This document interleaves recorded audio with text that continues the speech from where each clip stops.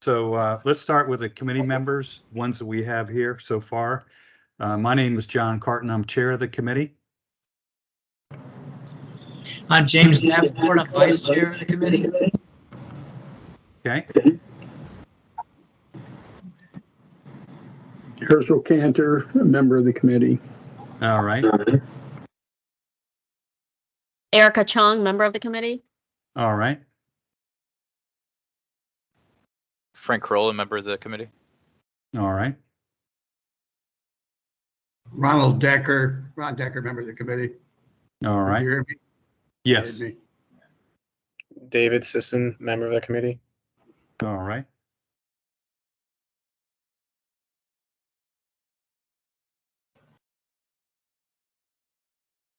Okay. Any other committee members?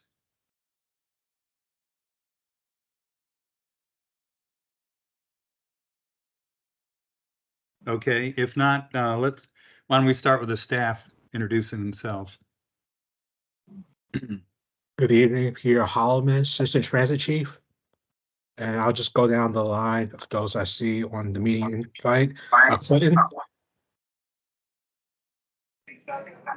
Good evening, everyone. Clinton Edwards, Transit Services Manager. All right. Josh. Good evening, everyone. Jeff Drucker, Technology Transit Manager. Okay. Kirk. Evening, Kirk Dance. I'm the WMATA Service Coordinator. Lauren. Hi, I'm Lauren Breyer, Arlington Transit Management Intern. Robin. Good evening. I'm Robin McElhenney. I'm the Transit Capital Program Manager. Okay. Rocco. Good evening. I'm Rocco Visconti. I'm the other management intern. Okay. Stephen. Stephen Frazier, Marketing Community Outreach Manager. And is there anyone else on from staff who I haven't called? Mr. Chair, that's all the staff that's present currently. Okay, great. So Harvey, did you introduce yourself? Hi, I'm Harvey Berlin. I'm a member of the Transit Advisory Committee. All right. Pierre, do we have a quorum yet? Yes, there's a quorum. Okay, good.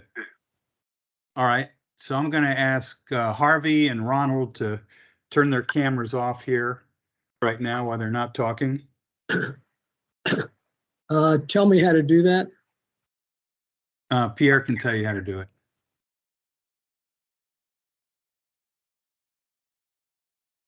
Top right-hand corner, I think. Yeah, if you're using the Teams, if you're on the browser or the app, there should be a camera at the top right corner of your screen. And with that, just click on that and it will turn the camera off.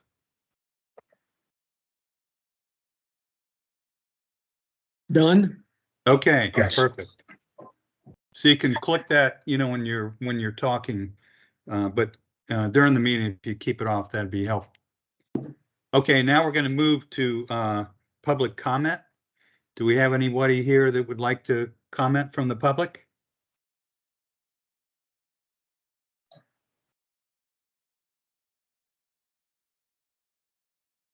Okay, guess not. So we'll move to approval of the September 12th minutes. Is there a motion to approve those? So moved. This is James. All right. Second? Second, Ronald Decker. Okay. Any discussion? If not, all in favor say aye. Aye. Aye. All opposed say nay.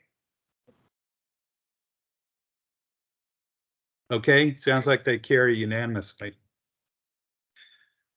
Okay, the next item we have here is approval of the 2024 TAC meeting dates. You all got these ahead of time. I'll just reiterate what the dates are. We've got January 16th, March 12th, May 14th, July 16th, September 10th, and November 12th. Any comment on those dates, Pierre? I have not received comment from TAC members on the proposed meeting schedule to date. Okay. Well, let's go ahead and consider the approval of these. Is the And if- July 16th, 2024, is that a tour? Yes, tour? that's Thank the you. annual Transit Capital Projects Tour. Thank you. Okay. Hey, Pierre, this is James. I have a question about I forgot to check the January date, January 16th. Does that conflict with TRB at all? No, the TRB is the week before. Okay. This has been the prior challenge, so we moved the meeting to the third Tuesday of the month instead of the second, because the second is always TRB. Okay, thank you. You're welcome. All right, great. Okay, is there a motion to approve the dates?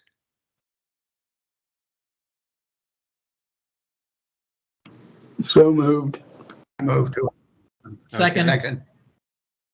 Okay, any discussion? If not, all in favor say aye. Aye. Aye. Aye. Any opposed? Okay, so the dates stand approved. All right, so the January 16th meeting will then be our next meeting. Okay, next item we have here on the agenda is the chair report on Vision Zero. Just recently, I wanted to let you know that I volunteered to be our representative on the Vision Zero program that Arlington has. They try to get as many committees and organizations around the county involved in Vision Zero. It's an effort to try and bring the number of serious accidents, injuries, and fatalities to zero. They've been doing this for about 3 years now. They have a full team that works on it. It's a very very impressive program, all the different projects they work on. So when we had our meeting on this, which was back on October 19th, there was a series of presentations. They went over projects that they've been working on. They highlighted some of them. There've been a lot of projects around schools to reduce the speed limit and put in other signage and other improvements to make it safer around schools. But there's a wide variety of other projects. And these can be recommended by staff. They can be recommended by the public. Anybody can give them a project, where they see something needs to be improved. One project that caught my eye was around Clarendon Circle. They put in safety improvements there to try and make the crossing of that intersection smaller and safer for not only pedestrians, but bikes and scooters and everybody else. But they've got a full list of projects that they're working on. And they've got quite a few they've completed, but a lot more that they're working on. But it's an exciting program. To nobody's surprise, the two worst behaviors that Vision Zero's up against are speed and alcohol, and people driving their cars. And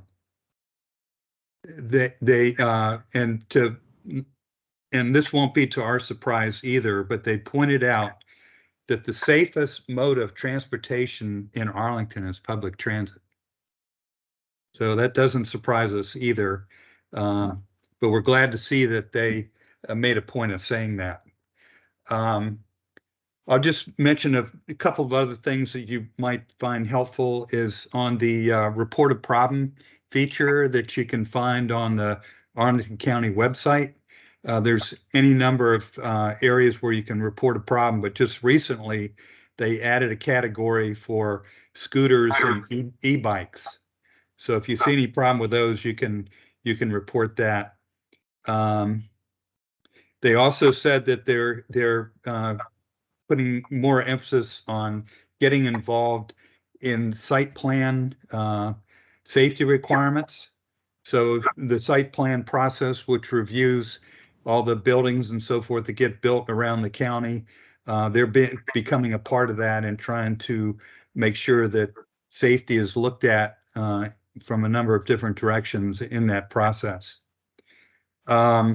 They also mentioned that there is a traffic enforcement request form. So if you see someplace where there's obvious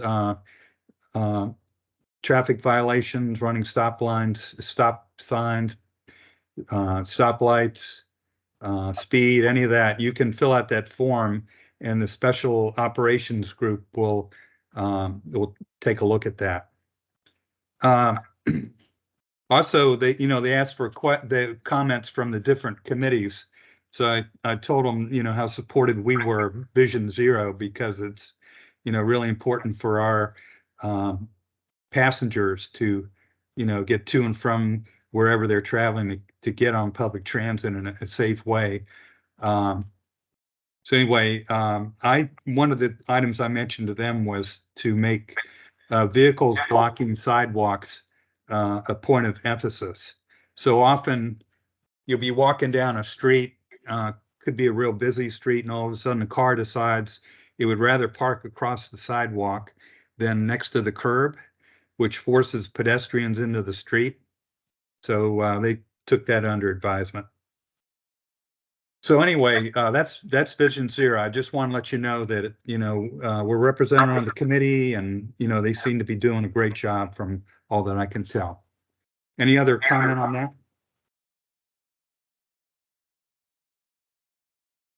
Okay. If not, the next item here, I believe we'd like to move to the STAR public outreach efforts and RFP update. Pierre, that's what I understand from Lynn. Yes, correct. And we have Clinton Edwards. He's going to provide all of the updates on outreach effort and on the RFP.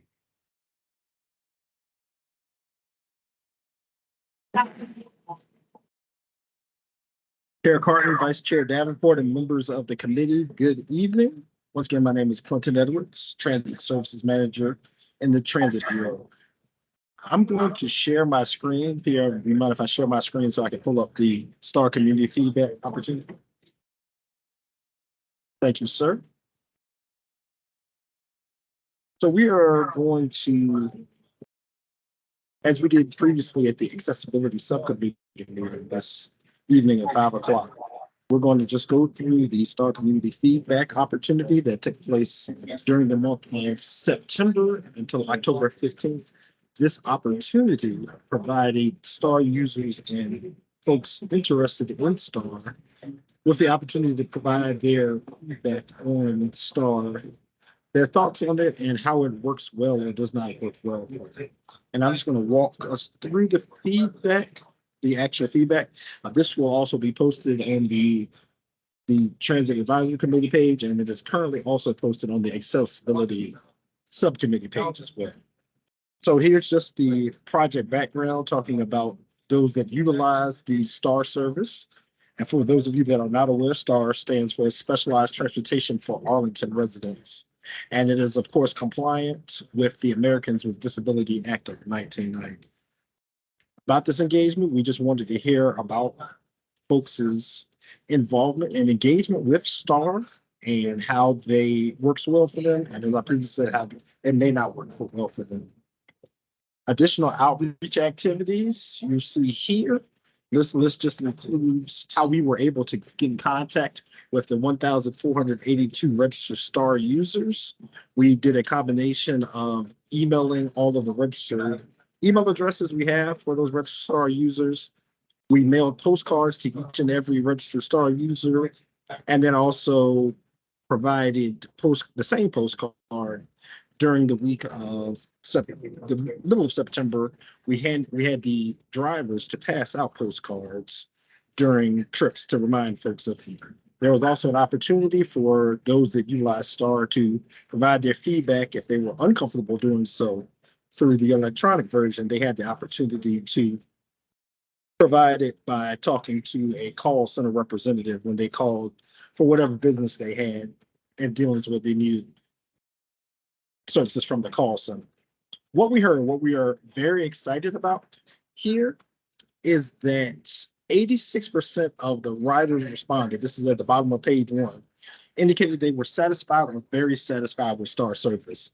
That was absolute music to our ears as we did this engagement. One thing that I did miss up here on the public engagement is that we received a total of 159 responses. 100 responses were through the online feedback form. 59 of the respondents were more comfortable doing it through the call center, and 53 of those 159 respondents actually left open-ended comments that we'll get to. 86% of the rider respondents were satisfied or very satisfied with Star Service. That makes us feel very good because we are providing a service that those users works for them and gets them where they need to go. And to have an 86% satisfaction rating made us overall very pleased. In the next section of the survey, as we went through and summarized this, we looked at satisfaction and whether it was the highest. Our highest satisfaction, as I'm highlighting here, was the courteous and professional behavior of the call center staff, the value of Star for what you pay, and the travel time relative to trip distance. We're also very pleased to hear that users are having such a wonderful experience utilizing the call center to book their trips, and also pleased to hear that people value the value of what they're paying is satisfactory to them. So in this section here, this was a series of 10 questions, and each respondent had the opportunity to rate their level of satisfaction with the following parts of Star Service. This table here at the bottom of page 2 is a summary of all of these 10 questions. As I continue to scroll through the feedback form, you will see here the individual graphs associated with these 10 questions up here. So I'll go through a couple of questions here. The first question was, how satisfied are you with the value of Star and for what you pay? 62% of respondents were very satisfied, 27% satisfied, 6% neither satisfied nor unsatisfied, 2% unsatisfied, and 3% very unsatisfied. The other questions talked about travel time. How satisfied are you with the schedule, process, reservation service? How satisfied are you with the communication about your upcoming trip? Day of communication on the trip? You're getting you to your destination on time, and of course these pie graphs, still follow that same nomenclature of very satisfied to very unsatisfied, with the subsequent colors equating to the colors of the pie graph.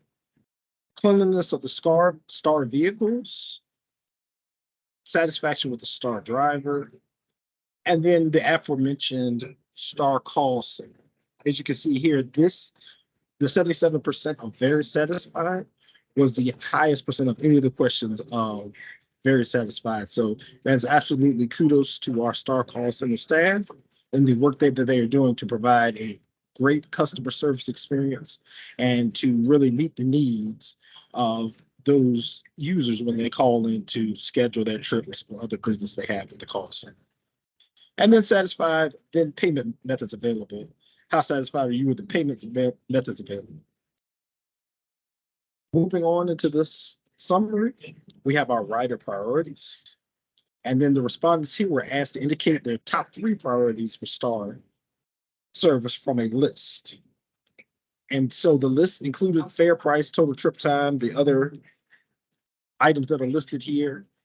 And using the weighted average based on what we heard the most frequently to the least, the top 3 priorities for Star service are fare price, on-time pickup, convenience of scheduling appointments, and then the next 3 fall in the line listed here: total trip time, ability to schedule unplanned or last-minute trips, and on-time arrival.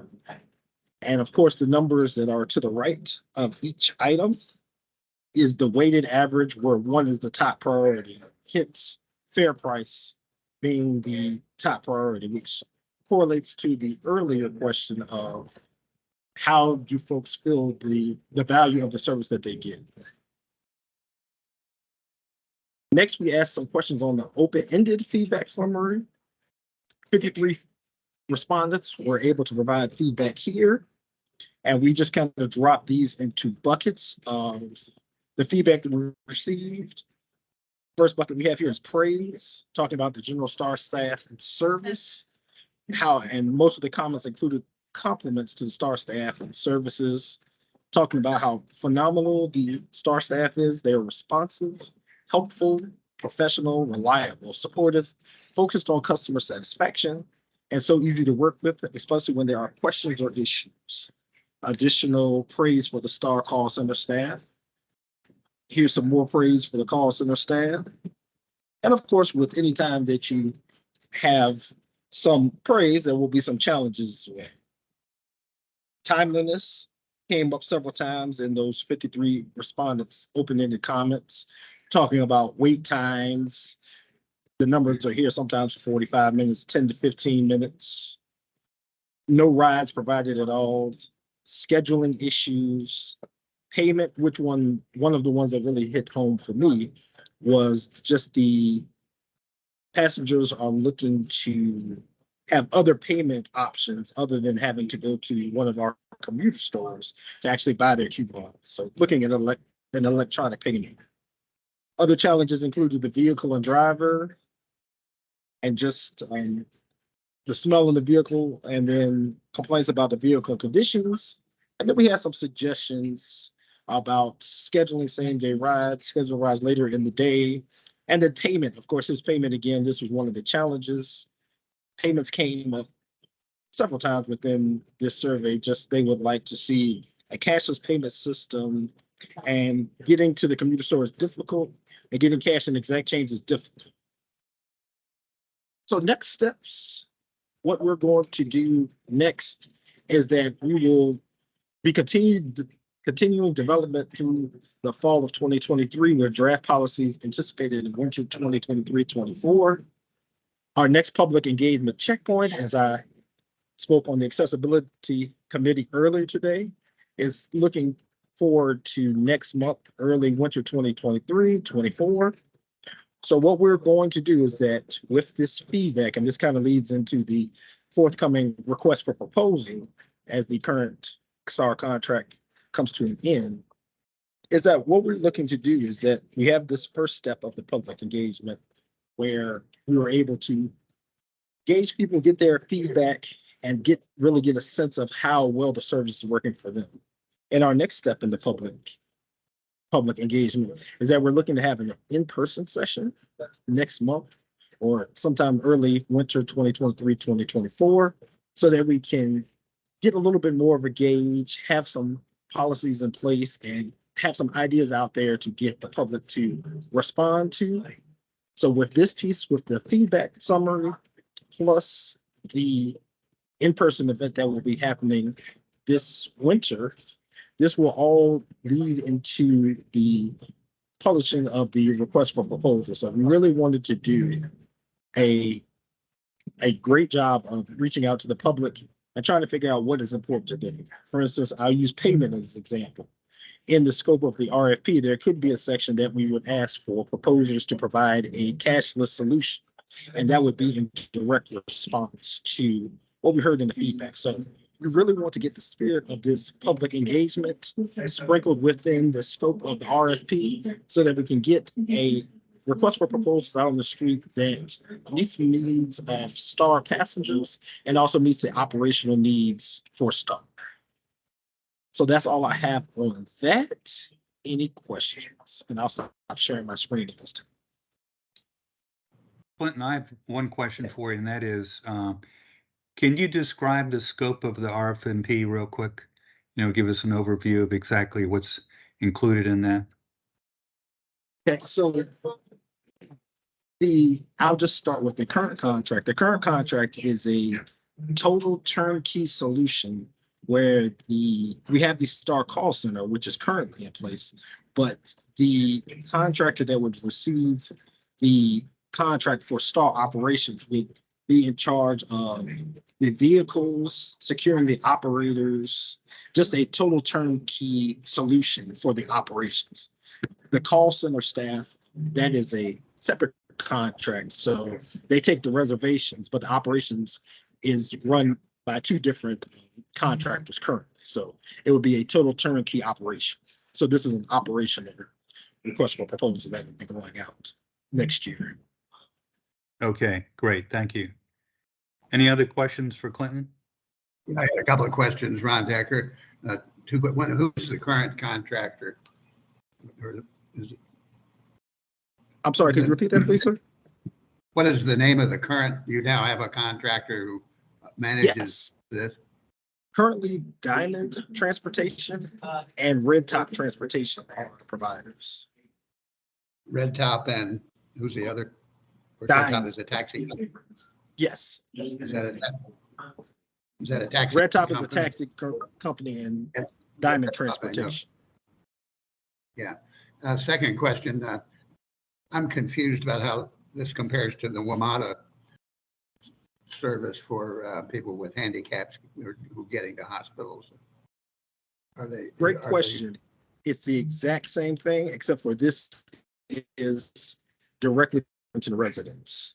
Star service only, either your trip has to start or end in Arlington County. Metro Access provides specialized transportation anywhere within, there's a WMATA bus stop or rail line. So WMATA covers the entire region, and your trip can start or end anywhere within the WMATA service area. Star specialized transportation for Arlington residents is specifically for Arlington residents, and the trip has to start or end in Arlington County. It sounds like a short trip in Arlington. Star would be better. Well, Arlington Star actually provides service to Zone 2. Zone 1 is Arlington County. Zone 2 gets you out into Fairfax County, into the District of Columbia, and Alexandria inside the Beltway. And then Zone 3 trips are those that are outside the Beltway, Fairfax County, Montgomery County, Prince George's County. Yeah. Okay, thank you. You're welcome. Okay, any other questions for Clinton? This is Alexa. I would just say that from what I have heard as chair of the accessibility subcommittee, excuse me, people do tend to prefer to use Star if they can.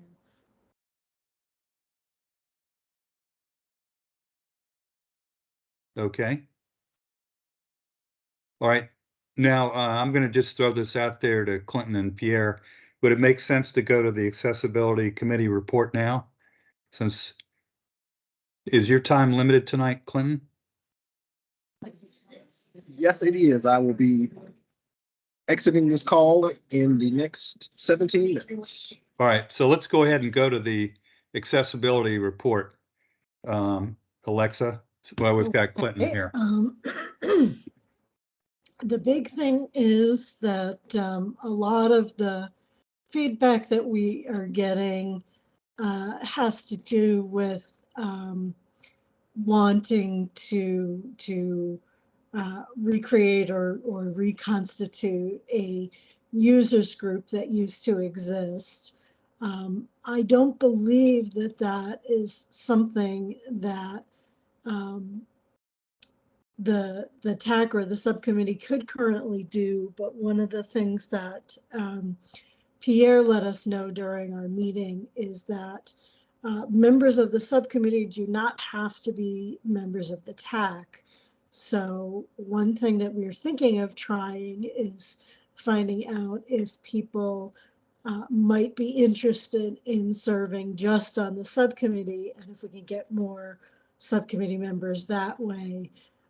I would say that personally, I think part of the issue is just that the subcommittee is so small. And so, you know, if anybody has a prior engagement or if anybody has something come up, you know, it might be just talking to me and one other person. So I'm wondering if opening that up might get some other folks involved. And so, you know, some of the folks that are feeling stuck giving feedback to me and then wondering where it goes, basically. We may be able to get a more robust group together if we do it that way. So that's something that I'm interested in looking into. Pierre suggested that several of us meet. I believe it was you, John, me, Pierre, Mr. Edwards, and I'm not sure if I'm remembering correctly. I think that was everyone. And I think that would probably be a good idea. Okay, we meet to discuss getting more members on the subcommittee. Yeah, basically, how do we want to address this thing that we're hearing from the community about how they feel like, the feedback system is broken, and how to rejuvenate it. My concern is that creating a bunch of different groups may not be, this group met and talked to this group and talked to that group, but then what happens? So I'm wondering if this kind of as a compromise solution might be something that's worth trying to try to address everybody's concerns a little, if that makes sense. Well, I guess one of the things we have to keep in mind, but Pierre, you tell me if this is correct, that the TAC members, we report to the county manager. The county manager makes the appointments, and I think he makes the appointments to the accessibility subcommittee. So it's really the county manager's call about appointing people to the committees. But we seem to have a structure in place here with the subcommittee and the main committee to handle those issues. But I'll just say, it seems like, since we just got our update on the STAR public outreach, it sounds like overall the public is pretty well satisfied with the service that's operated. And it may just be a pretty small group here that, is expressing these concerns. So from what I can see from what was presented tonight, it looks like STAR's doing a pretty good job to meet the needs of the traveling public that they support. Yeah, I'm getting feedback about, some dissatisfaction. I what I would like to see is I would like to see folks coming together a little more. I feel a little bit like things are currently kind of expected to go through me in a way that I can't really handle all of it myself. So I'm trying to figure out, what can we do, that these folks feel heard, and that, more of whatever is wanted is going through, a bigger body, so it's not all coming through me. Because the thing is, when I get one email from one person and one email from another person, and I'm waiting a week for an email from a third person, it makes it very, very hard for me to follow up with anybody on anything. So, yeah, if there are more people who want to get involved and they're willing to go through that whole process of, appealing to the county manager, I would definitely welcome them. But, okay. folks can decide to do that or not.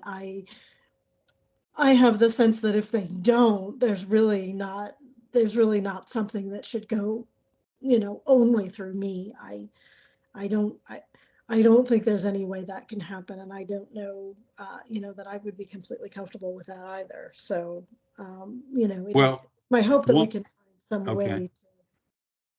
One option that they have is to speak up at, public comment, and we didn't hear anybody speak up tonight. So that'd be one way they could bring their concerns forward. Yeah, we had several people at the subcommittee meeting. I would definitely encourage people to also give comments at the TAC meeting, if they feel that, the subcommittee is not addressing something or not forwarding something on in the way that they would like. I would Mhm. definitely encourage them to make sure, you know, the whole TAC knows about something that they're concerned about. So I would second that. Okay, all right. Well, we can talk more about this offline, but anyway, anybody else want to comment on this?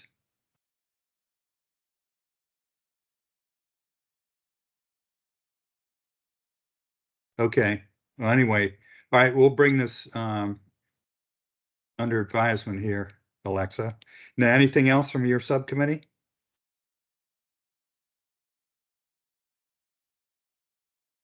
Pretty much, we had the presentation that you just got, and you know, again, I received that feedback about you know, wanting a better way to make sure that their concerns are heard, and you know, I thought that this could possibly be, you know, a suggestion to look into. But again, you know, I do get the sense that, you know, there are certain things that we can do and certain things that we can't. And so, you know, I'm just trying to figure out what the best way to thread the needle is and get everybody what they need. So, Yeah.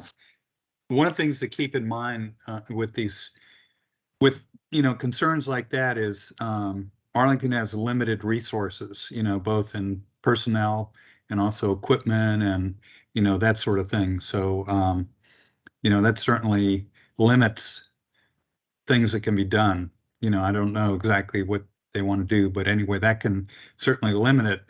And it looks like, from what I can see, from our public outreach feedback, so far we're delivering a pretty good product to the, you know, vast majority of the users. So it sounds like that may be a relatively small group that has these concerns. Mr. Chair, Yes. could a member of the public representing the Independent Center of Northern Virginia and who's a member of the Disability Advisory Commission just say one word? Because I was there at the meeting, at the subcommittee meeting tonight. Well, actually, we've got limited time tonight. So That's the fine. That's fine. Okay. And so, I came in late. I came in late because of something at my job, but okay. and I apologize. I apologize. Okay. We did have public comment earlier. Yeah. I mean, the one thing I do want to say is that the discontent in part around the way the outreach in the survey was done is that it didn't ask questions about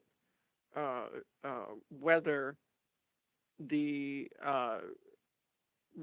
service is meeting the ADA paratransit performance standards, so that you could solicit things like how late have rides been and how many times it had happened, and it was more open-ended, and that those are some of the kinds of concerns that the group does have, and broader outreach to get to some of those problems.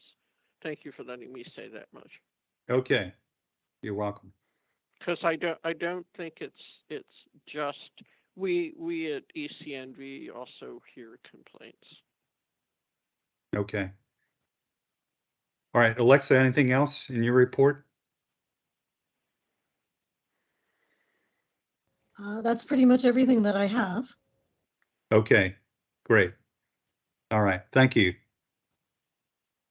All right, so our next item here, I believe, is update on Arlington Transit student fare program.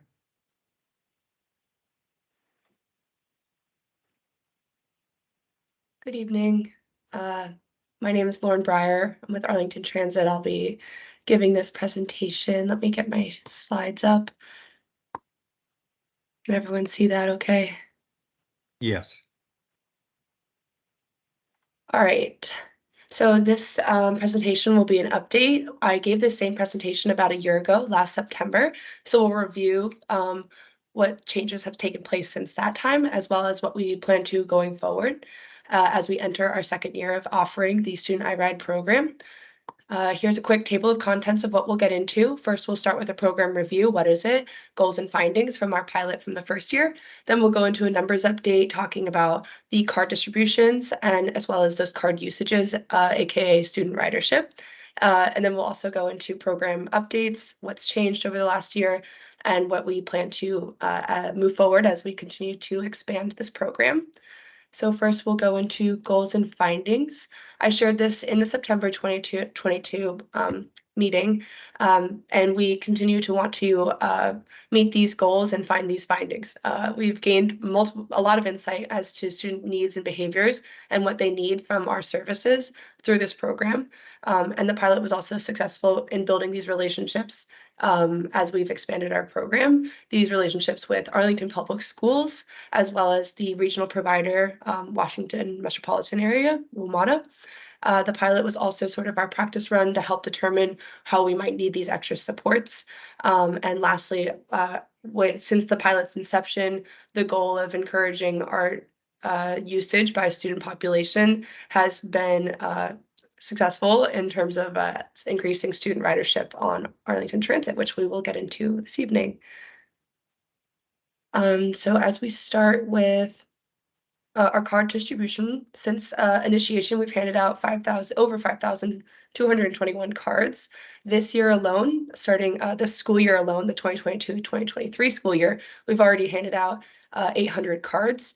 Our current iRide distribution channels are through the schools with transportation coordinators, which was a new addition in this last year. This is a closer resource for students to obtain iRide cards, as our other distribution channel is at commuter stores located at transit stations around Arlington. This distribution process has changed a little bit and is something that has been evolved over time, and that's something I'll get into with the program updates.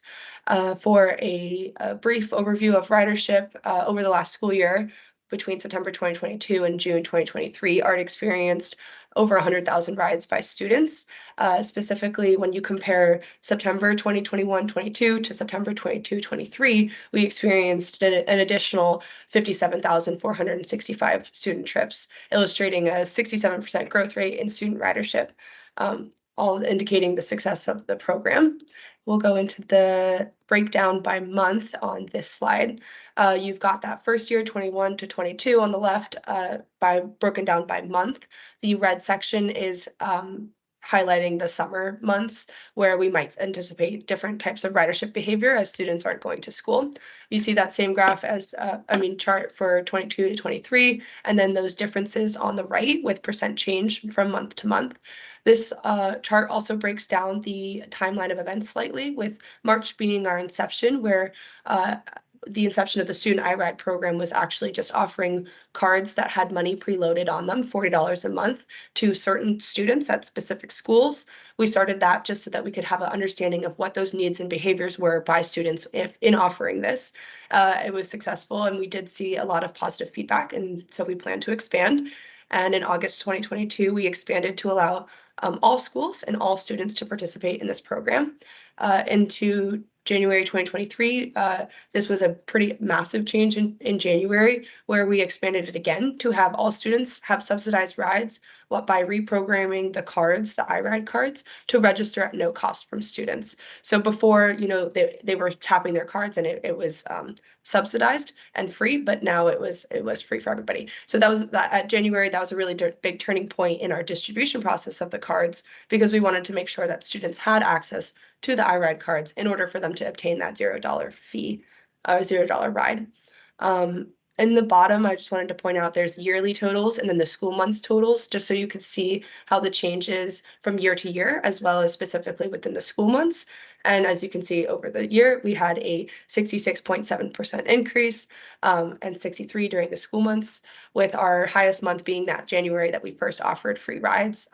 Big marketing push. And as the next slide, we'll see a visualization of the same data in graphic form. Yeah, here it is. And so you can see that jump. I always find it interesting that the trends followed from year to year, with November, December, January being our winter months. It's the start of school, it's holiday season, and then January, forward is, people are a little bit more in the rhythm of going to schools, utilizing our programs, and it also aligns, at least for that 2022, 2023 orange line. In February, after January, we offered the free, the zero charge to students with iRide cards. So you see that massive jump again. I wanted to give one more graph. I offered this graph last presentation, so I wanted to give it to you again, just to explain the chart a little bit. The x-axis on the left with student system-wide ridership is reflective of that blue line on top. That's the system-wide ridership changes there. And on the right x-axis, you can see total student ridership, which is reflective of the bar graph that's below, and that's student ridership numbers. And those bar graphs are all broken up by routes, so you can somewhat see a general trend of upward growth. Specifically, you can also see the routes in which experienced the most change visually. And there's also the same timeline of events highlighted through the system-wide ridership line, with the initiation starting in March, expansion in August, again an expansion in January, and now going into the this new school year, the 2023-2024 school year, we have transportation coordinators at school. And I anticipate that after that, we're going to see a little bit more growth as that transportation coordinator at the school provides a closer resource to students to obtaining an iRide card. So now we'll go into the program updates. Going into this next year, we want to improve the program management and oversight as these cards become more valuable. We want to make sure that we have a process for better management for hot listing cards that get lost by students, and making sure that students who graduate are also graduating their cards and having that, student access denied as they go into higher education or whatever other things they have planned for them.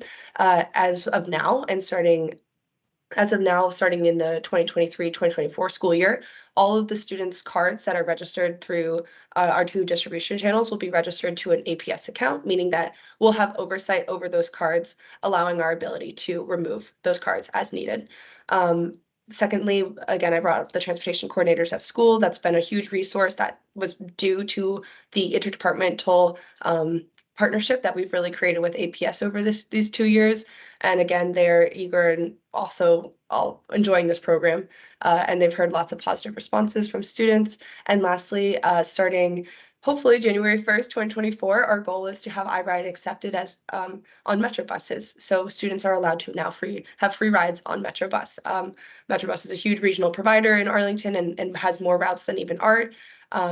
This offers like a tremendous opportunity for students to continue riding transit to school at a reduced fare. We have to do a little bit more work there in establishing these business rules with WMATA and what that really means for our coordination. But they will, again, they need to make sure that we have the program oversight management, and that's where all of these things sort of tie together as we go forward. So I just wanted to wrap up in where we are going in terms of the future of the program. Of course, we're continuing to expand. We want to make sure that we can provide these free rides on Metro Bus. So continuing that collaboration with WMATA is super important. Streamlining the registration process is also important for APS and those school transportation coordinators, and how that distribution of the iRide cards will look like going forward. We also want to continue monitoring ridership for capacity and feasibility of ART. I think we'll have a presentation later on the fare buy down, the free rides that are happening during peak hours that is impacting our ability to measure student riderships, as during those free rides, people aren't tapping their iRide cards. And typically when they tap the iRide cards is when we receive the data on the fare class or who is riding, including students. So in the month of October, November, December, and we've already experienced it through October, we'll be reporting less numbers on students. However, we don't anticipate that's reflective of the programs. It's more just that we don't have those numbers coming in anymore. So yes, as we go forward, we want to continue to meet those goals to inform internal decisions about students riding free, understanding the feasibility of expanding this program as we go forward, and to continue the use of ART by Arlington student population. So the next slide is the table of contents for your review. And if there's any questions, I'm happy to answer them. Lauren, your enthusiasm for this program is really contagious. Thank you. One question for you is when they expand the Metro Bus, so who pays for the Metro Bus rides? Is that something the county covers? Yeah, and that was part of our agreement with WMATA. It outlines, the types of invoicing that will take place between the two jurisdictions. Mm-hmm. Other questions for Lauren? Yeah, Lauren, this is James. I do have a question. I'm assuming this applies to high school students, high school Yeah, kids, but not it's college. actually not college, K through 12.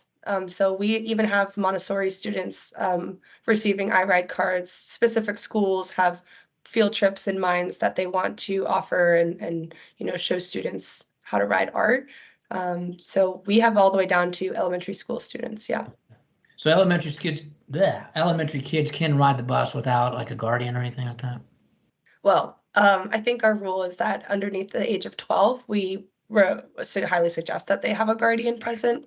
And in those cases, it's with a school field trips. And also, this also is a resource for parents with children who might be doing, tours via transit. Now they're not having to provide those or have to pay for students of all ages, but specifically those younger ones. Yeah. Okay. All right. Thank you. Lauren, this is John again. I would think that the school bus folks are really thrilled with this program because it takes pressure off of them. I know they've had trouble getting enough drivers and equipment and all that sort of thing. So have we seen a noticeable reduction in pressure on school bus routes and that sort of thing?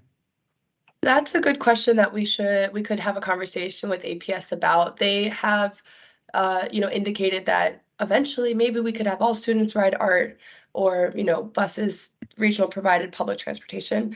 And I think that's the really important part of this program is that it is informing those internal decisions and understanding our capacity and the feasibility of having a program, expand so far as to allow to, get rid of the yellow school bus in Arlington. But as for now, I don't know what it looks like in terms of their capacity.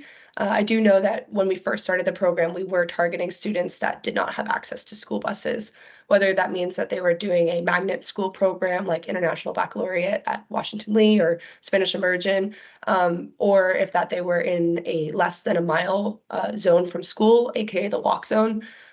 So, we first targeted students that actually didn't have yellow school bus access. As we've opened up, though, I think it would be a good question that we should ask APS. Okay. All right. Other questions for Lauren? All right. If not, keep up the good work. Thanks. Thank you for your presentation.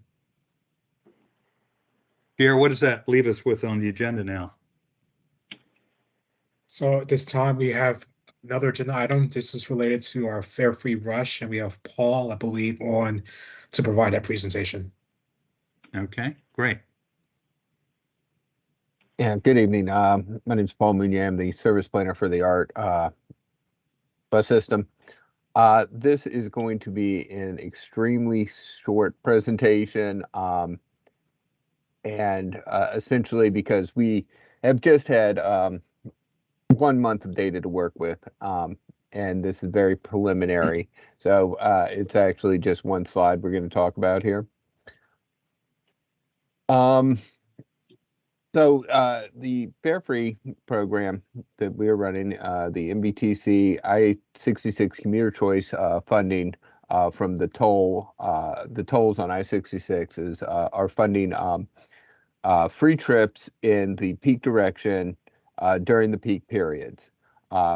It's a little bit convoluted. It's been a little bit hard to communicate. There are also 3 routes that weren't eligible for this funding, but the county has stepped up to pay for those trips so that all routes in the ART system are eligible for free trips in the peak direction during the peak period. The reasoning behind that is that the toll money is there to take pressure off of I-66, off of the tolls, get people out of cars, and using alternate forms of transportation. And since the lanes only operate in one direction during the peak, we only can provide those free trips in the one direction during the peak. You can see the website here, our Fare Free Rush, if you'd like to get more information on that and see what times and what trips are available. We just finished our first month. The program started on October 2nd, the first Monday of the month in October, and it's going to run through the end of December. And comparing year over year, the overall ridership has increased by 27.9%. That's just for the month of October.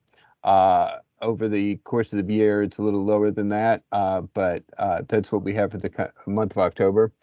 During the period, the peak periods, we have seen an increase of 39.6% of passenger trips, going from 55,000 up to 864, and you can see the overall ridership has increased by 27%.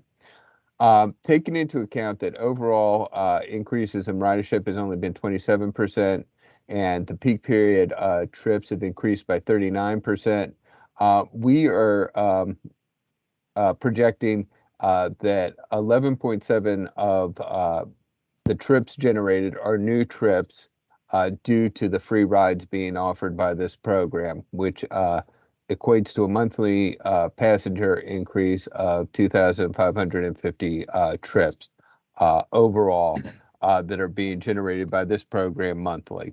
Again, this is 1 month of data. It's preliminary. We are looking at it at the route level, and as we get further into the program and by the end of the program, we'll have some better analysis. But overall, initially, this looks like it's being successful. People are using the bus in greater numbers, and we hope to that continues through the end of the year. That is basically the quick summary, and if there's any questions, I am happy to answer them. I've got one question for you, Paul, and that is,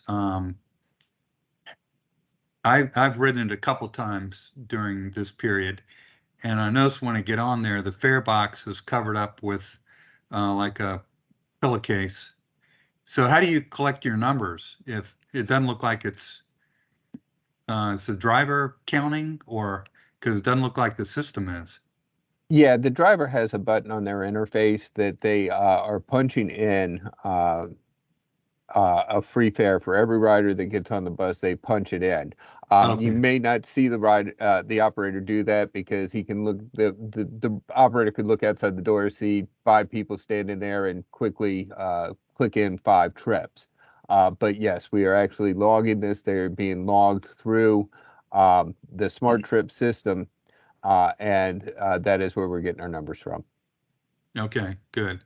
Well, I'm supportive of programs like this because it reaches out to people that might not ride otherwise. Say, hey, this is an opportunity, and they find out how convenient it is, and then really understand, even when fares are being charged, that the fares are not that high, and it's a great way to get around. So, I totally support this, and I'm glad you were able to undertake this with the support of the I-66 commuter program.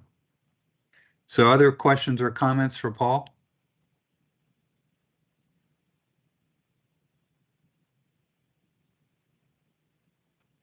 Okay.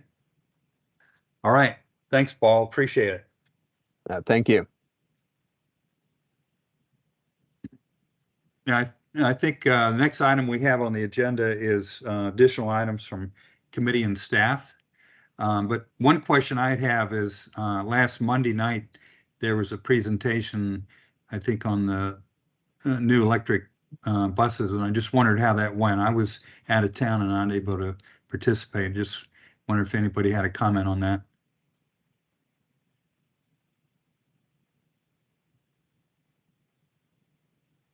I can provide a quick summary of the discussion. As you may or may not be aware, in 2021, a study was commissioned to examine ART and zero-emission buses to see how feasible they would be able to operate within our service area, as well as to provide a transition plan. Kinley Horn, what is the consultant who conducted the work on this particular study, and they provided an overview to the joint committee of the TAC, the Transportation Commission, C2E2, and the Energy Committee.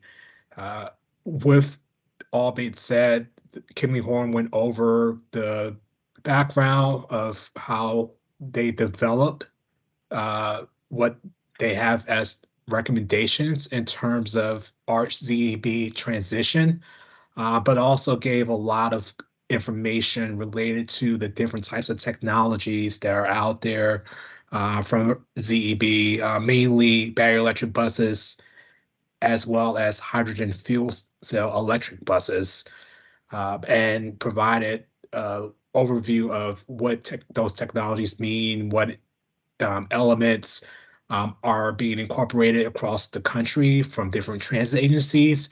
At this time, there are agencies that are trying both. There are agencies who have done battery electric buses for several years now. They're doing hydrogen fuels, and they're starting to do hydrogen fuel cell. There's agencies who are, at the infancy like us, who are going, and trying both or trying one or the other. So at this time, the study is in its final draft form. I believe the actual presentation was asked to be shared. That should be coming to the TAC soon. I have to check with the other liaisons to see when that's actually going to happen. But a lot of the information that is in that was in that presentation will be part of the final ZEB study that will be posted online once that's signed off on. But if anyone has any questions on the ZEB study, please feel free to ask.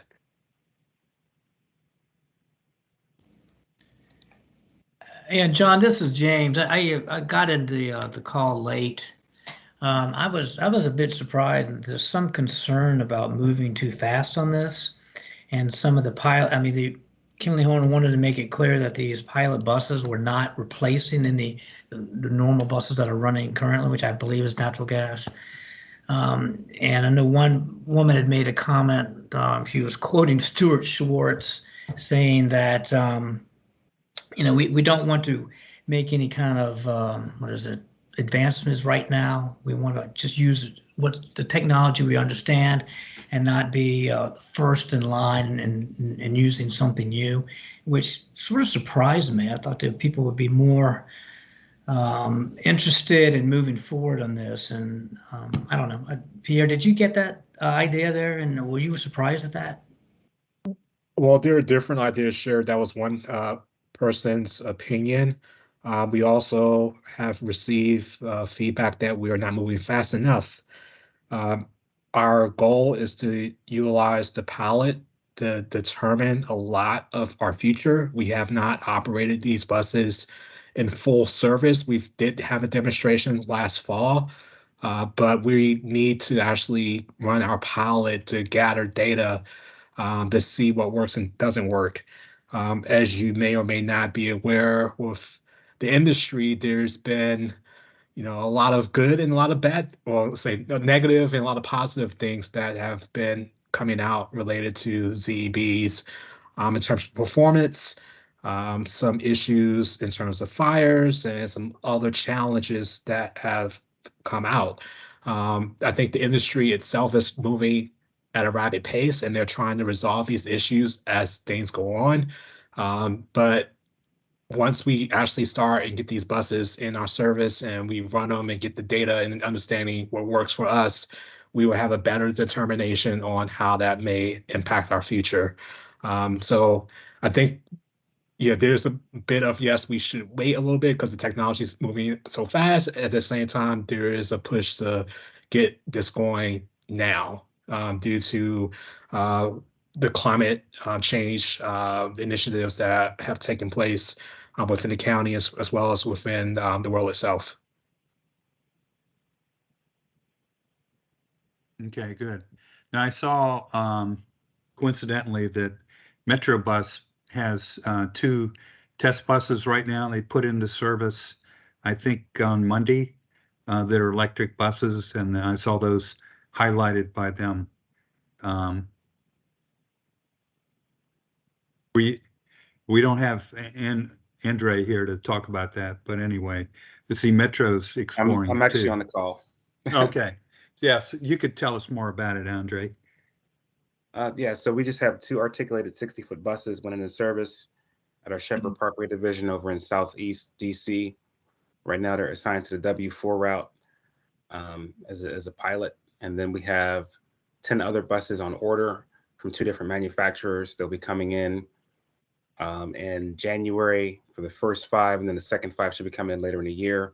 They're also going to be housed at the Shepherd Parkway division as part of the evaluation phase.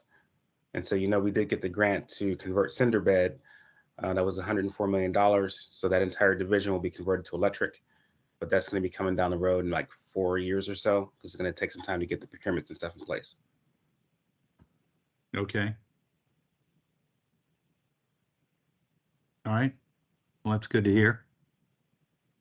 Okay, any other comments on the presentation? If not, are there any other items that folks want to comment on from either the committee or staff? I actually have something, John. Okay. You guys don't mind? Great. So the other day, this is more for staff, I guess, and I'm not sure who we should be talking to. So anyway, the other day I saw a bus that had like an emergency display on, how there's usually like a number, and then instead of a number though, it said like emergency, call 911. And I was like, oh, is that like a call for help? And then I mentioned it to my husband, who was in the car with me at the time, and he said he actually tried and called the dispatch once and was told, oh, don't worry about it. That's just a default setting. And I guess to me is a little disconcerting, because like, what if there is a true emergency? Like shouldn't that not be the default? I don't know. And I just thought I would put that out there. Good question. I'm not sure if the dispatch was giving us the proper response, but like if I was on a bus that said that, I guess I would. And there was a true emergency, I would hope somebody would call 911 and actually do something. Right. Any comment on that?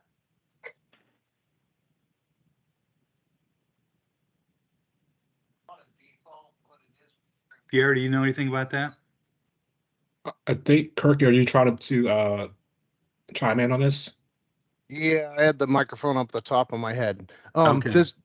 I can tell you the default, but it is programmed.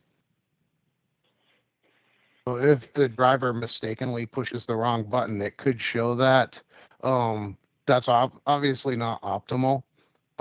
It's only supposed to be used in a case of emergency, and the driver might not have even known that it was on their head sign at that time. I've run systems throughout the country, and on occasion I do see a driver with that, because most bus systems have that, and I generally tell the driver that they have it, but nobody in the public who sees the sign generally calls 911. It's sort of like car alarms going off nowadays. People just do their own thing. But we can get the word to Art Operations to put a message out to be more mindful. Thank you. Yeah, just because, to be honest, I saw that and then I thought, well, I guess we shouldn't call it then, because there's no real emergency. It's, so. Right. Well, then, we get drilled on and see something, say something. So, Yeah, exactly, John. Yeah. Thank you. Okay, thank you. If I could just kind of chime in for a second, at a pop-up event, I actually talked to some operators who work at the 911 for Arlington County, and I've brought this up to them, being like, what happens on your end when that happens?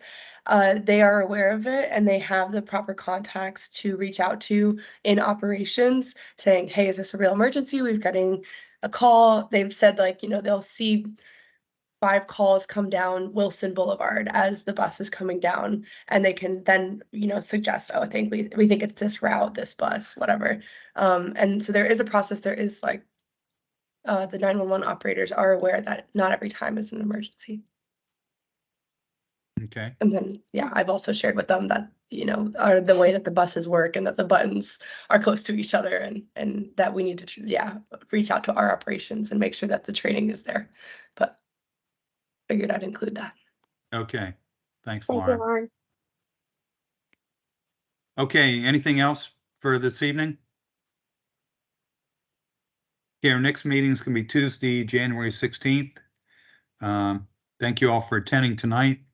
Hope you have wonderful holidays. Come on up here soon.